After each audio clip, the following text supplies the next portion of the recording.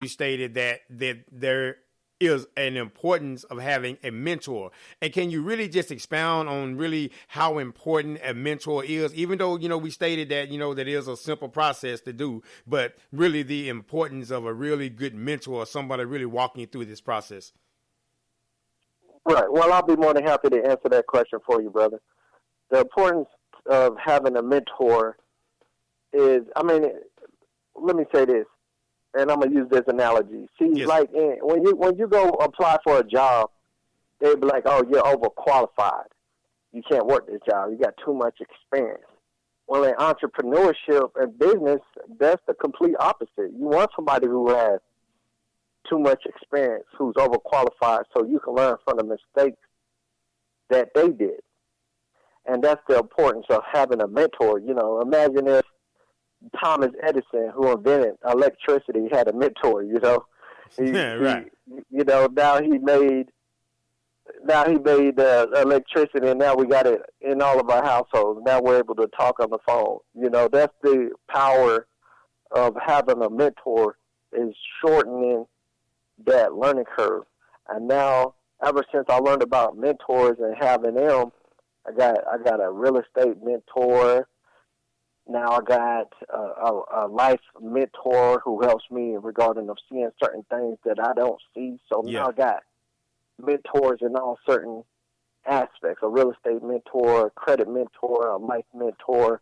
I just got all type of mentors, So that's why a lot of people look at me and I'm like, nah, I have to give thanks to that third eye, that third invisible party, which is going to be my mentors, my team, my why, my mission. So my main mission is to increase my income, man. I'm gonna just be honest, man. I grew up in church and I was learning that money is the root of all evil. All money is the root of all evil, but money ain't everything, and I'm like, being broke ain't everything either. You know what I mean? Right on. So I had to change my way of thinking. Rich people, wealthy people, they're able to provide people jobs and opportunities in regarding of the way that they can provide for their families. So my passion and my purpose, number one, is to increase my income.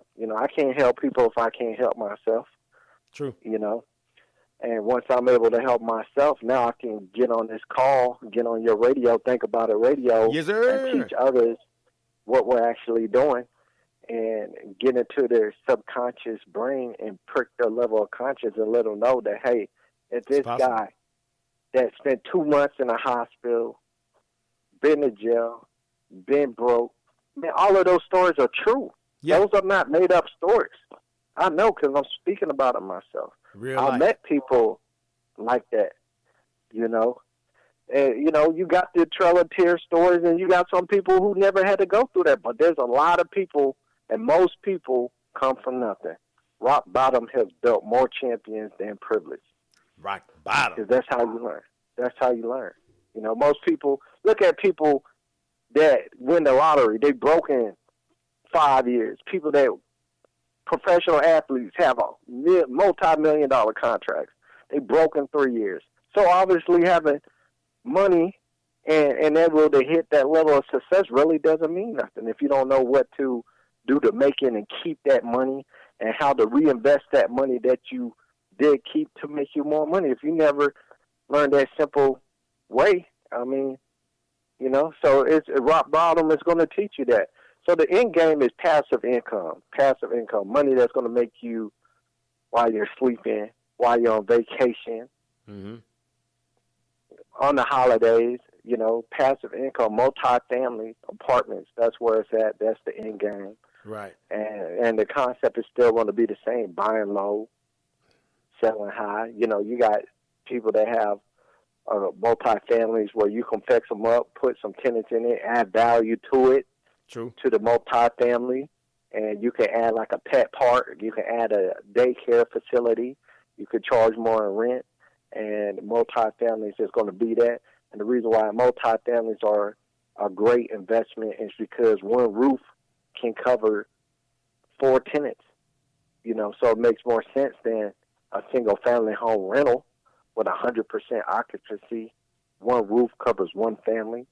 With multi-families, one roof covers 4 families, and you can have a 90% occupancy. You know, like one the way you person think. leaves, it's not going to make you or break you. You know. That makes a lot of sense. Adding value. Yeah. Again, adding value. Adding value. You know, that's definitely what it's about. So yeah, my passion, my purpose, number one is to increase my income, become wealthy, rich, have quality health, help others, and make a difference through real estate.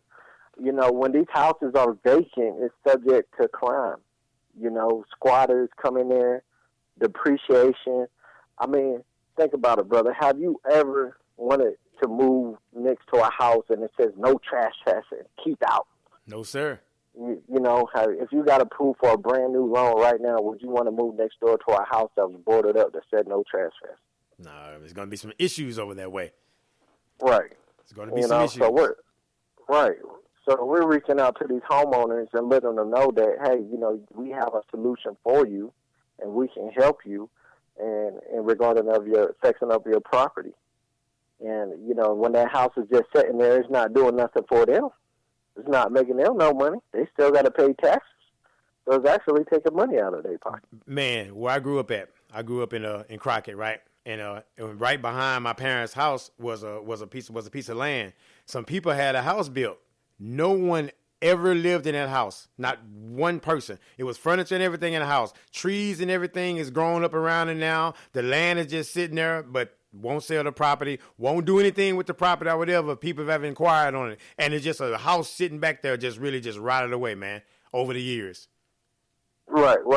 You know, with those type of homeowners, you know, it's not too much that we can do for them. Exactly. You know, like I said, we got to help those who want to help themselves. Yeah. And now, are you from Crockett, Texas, or Crossett, Texas? Crockett, Texas. Yes, okay, sir. Okay. Yeah, yes, I had some people I grew up with from Crossett, Arkansas. So yeah, it's Crockett, Texas, man. The oldest county in Texas, man. The oldest county. Yeah. Okay. Yeah. Cool, yes, man. Sir. Yes, sir. Yeah. So let me know what questions that you have about wholesaling. You know, for your audience, and what was on your mind about how you can get in real estate with no money down, no credit, no risk, no real estate license, being a convicted felon. I'm not a convicted felon, but you can be a convicted felon. You know. Right. So what questions is it that you have? My question is that when people say no money down or mentorship and stuff like that, is there a fee for a mentorship program, or really is it important? Because I see also in my studies, there's a lot of free stuff that they offer and there's stuff that is charged. How do you gauge, you know, quality, you know, the best course of action? Because there's so much information out there, you know, when it comes to real estate investment and wholesaling. So how would you gauge, you know, good quality people to you line yourself up with? Man, just number one, you got to be a better person yourself. And regarding finding a mentor, should you pay? Yes, that's what I did. You know, people are more likely to take you serious. Right. You know, the thing is, like, I work as a buyer, and I'm very fortunate, man. I'm probably like 1% of anybody that's able to work for this organization and didn't have to do whatever, right? Let me say, like, to be a franchise owner for home investors, man, it's like $18,000, brother.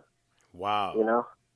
And I was able to get in the door because I was able to add value, and now I'm learning their system, and I didn't have to spend that $18,000. Because you brought value to the table. Right. And, you know. Just showing up being yourself.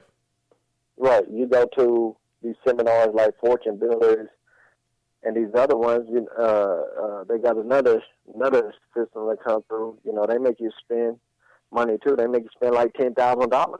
You know, and even more, You know, and it's worth it. It's worth it. You know, I got a guy that got out the military, and it just the universe was on his side. And when he got out, he made $20,000, and they wanted him to re-enlist for $20,000.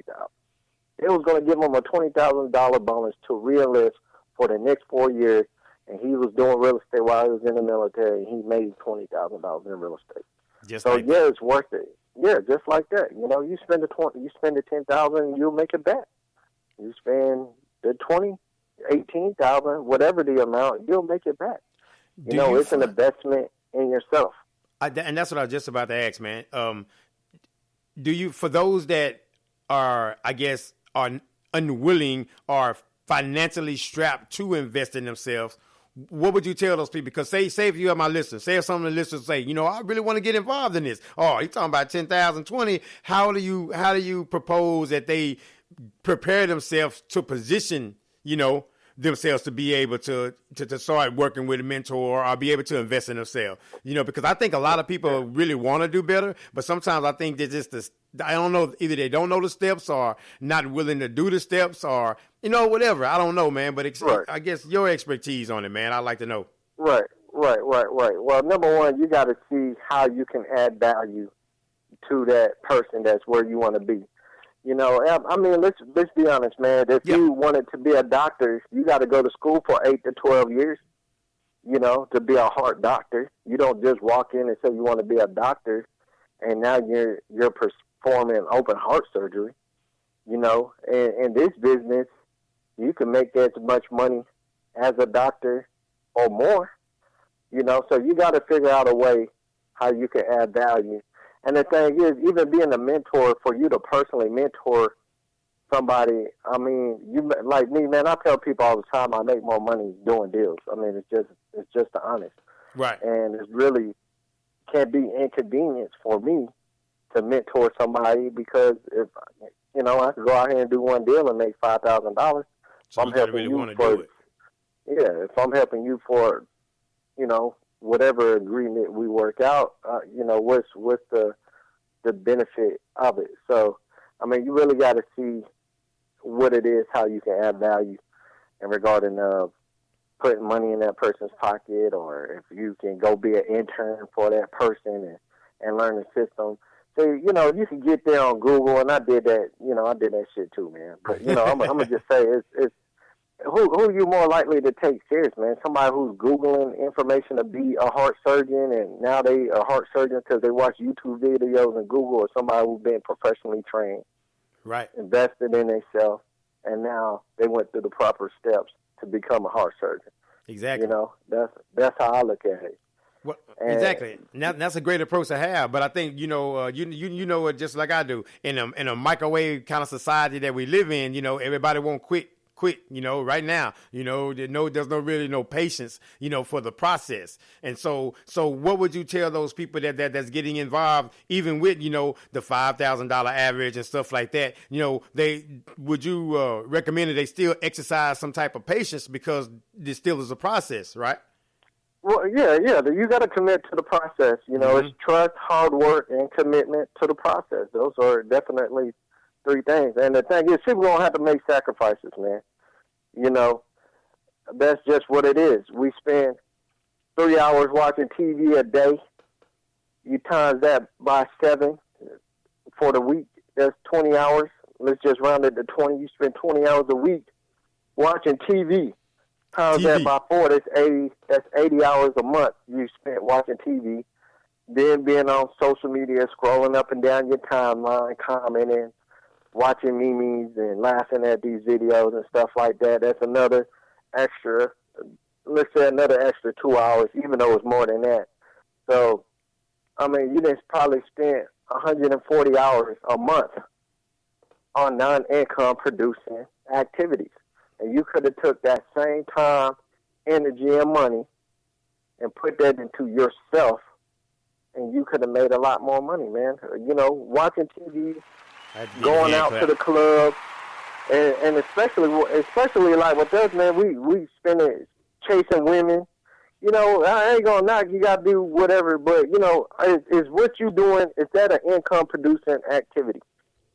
If it ain't, to me, if it ain't about health, or it's gonna be increasing my income, or cleaning, cleaning my car, cleaning the house, being with family, or going to networking events, I'm not even interested, man.